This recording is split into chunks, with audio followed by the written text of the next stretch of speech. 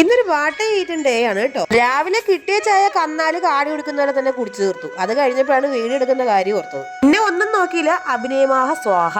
അപ്പുറത്തെ ചേച്ചി പെരുന്നാളായിട്ട് പാത്രത്തിൽ എന്തോ കൊണ്ടുവരുന്ന കണ്ടിട്ട് പോയി നോക്കിയതായിരുന്നു. പക്ഷെ പാത്രം ചെറുതായിട്ട് മറന്നു, ചമ്മിപ്പോയി. അതല്ല, വേറെ എവിടെയും ഉണ്ട്, കാണിച്ചു തരാം.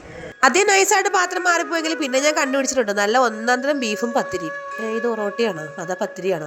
എന്തോ ഒരു സാധനം. തുണി അലക്കാൻ കിടന്ന് അത് അലക്കി കഴിയാതെ പൊതുവെ എന്നെ തൊണ്ടയ്ക്കകത്തൊന്നും താവട്ടൊന്നും ഇറങ്ങാറില്ല. അതുകൊണ്ട് തന്നെ തുണിയെല്ലാം അലക്കി കഴിഞ്ഞിട്ടാണ് രാവിലത്തെ ഭക്ഷണം കഴിച്ചത്. അല്ലാതെ 3 ദിവസമായിട്ടും തുണി അലക്കാത്തോണ്ട് അമ്മ ഭക്ഷണം തരില്ല എന്ന് പറഞ്ഞോണ്ടൊന്നും അല്ല കേട്ടോ. അത് കഴിഞ്ഞപ്പോ അതുപോലെ എല്ലാവരും കൂടെ ഒരേം കെട്ടി ഇറങ്ങിയിട്ടുണ്ട് ഊരുതണ്ടാൻ. ഇന്ന് ഞങ്ങൾ വിതിരയിലുള്ള അമ്മ വീട്ടിലേക്ക് പോവാണ് കേട്ടോ. ഇനി ഒരു 3-4 ദിവസം കഴിഞ്ഞിട്ട് ഞങ്ങൾ തിരിച്ച് ആയൂർക്കുള്ള വീട്ടിലേക്ക് വരത്തുള്ളൂ. ഇവിടെയുള്ള നാട്ടുകാർ മാത്രം അനുഭവിച്ചാൽ പോരല്ലോ, അവിടെയുള്ള നാട്ടുകാരും കൂടെ അനുഭവിക്കട്ടെ.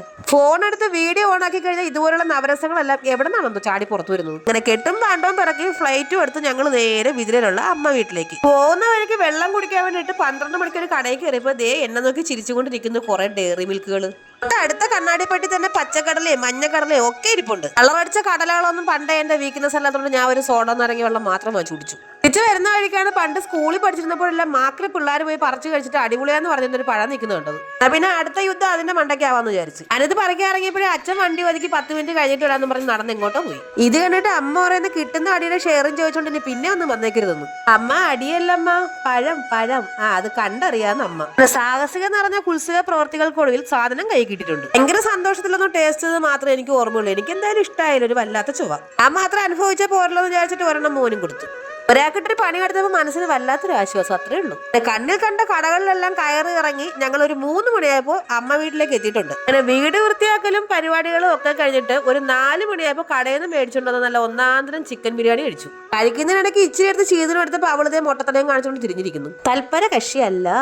ബിരിയാണിയും കഴിച്ച് വിശ്രമിക്കുന്നതിനിടയ്ക്കാണ് പറമ്പിൽ നിൽക്കുന്ന പ്ലാവിന്റെ കാര്യം ഓർത്തത്. എന്ന് നോക്കിയപ്പോൾ ചക്കക്കൂട്ടന്മാരെല്ലാം അവരവരുടെ ഊഴങ്ങളും കാത്ത് മാസങ്ങളും ദിവസങ്ങളും എണ്ണി നിൽക്കുന്നു. അവർക്കറിയാം അവരുടെ ഫ്രണ്ടിൽ നിൽക്കുന്ന ഞാനാണ് അവരുടെ കാലനൊന്നും.